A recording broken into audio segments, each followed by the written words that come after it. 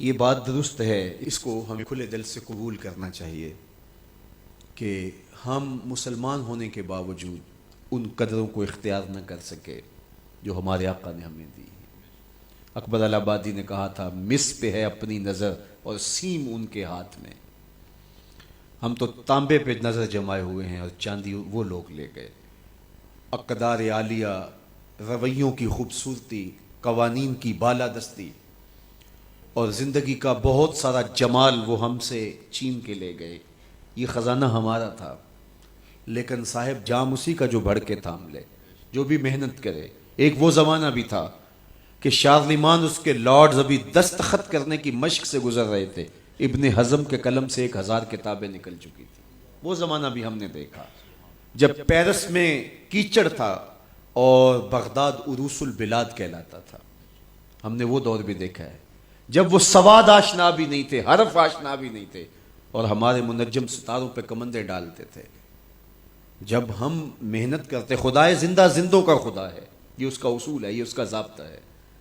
لیکن جب ہم جو ہیں وہ پیچھے آ گئے تو انہوں نے آگے بڑھ کر جام تھام لیا. یہ بات میں ضرور کہوں گا، خیر کی قدریں جہاں بھی ہیں، کسی کفر کے معاشرے میں بھی ہیں، لیکن وہ پھوٹتی میرے حضور کے قدموں سے ہی ہیں.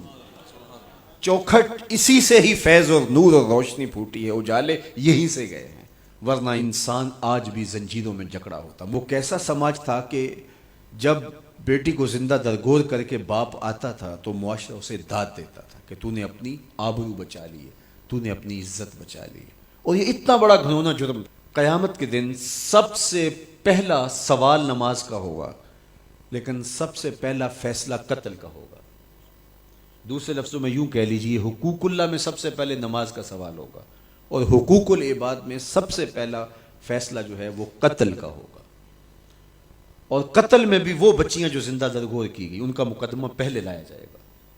قرآن بتاتا ہے وَإِذَا الْمَوْءُودَةُ سُئِلَتْ بِأَيِّ ذَنبٍ قُتِلَتْ. قبروں میں گڑی ہوئی بچیاں اٹھائی جائیں گی، اللہ کی عدالت ہوگی، ان کے ظالم باپ کٹہرے میں کھڑے ہوں گے.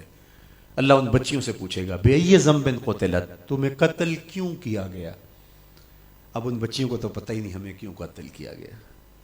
ابھی آنکھ کھلنے نہیں پائی تھی کہ بند کر لی گئی، زبان بولنے نہیں پائی تھی کہ نوچ لی گئی، زندگی کا پھول ابھی کھلا ہی نہیں تھا کہ مرجھا گیا.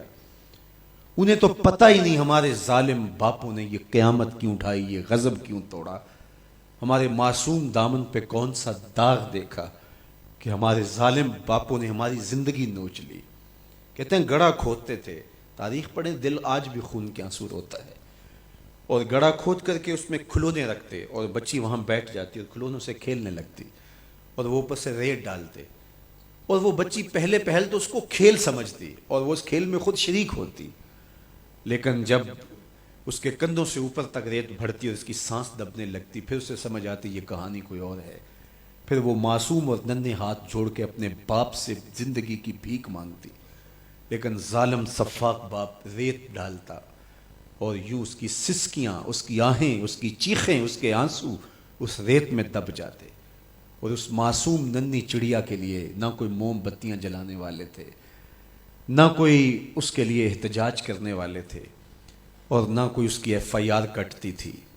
باپ کو بھی داد ملتی، ماں کو بھی داد ملتی. معاشرہ صفاق اس پہ ماتم کرنے کی بجائے اس پہ خوشیوں کا اظہار کرتا. پہلی آواز پورے عرب میں جو اٹھی اور بلند ہوئی وہ میرے حضور کی تھی.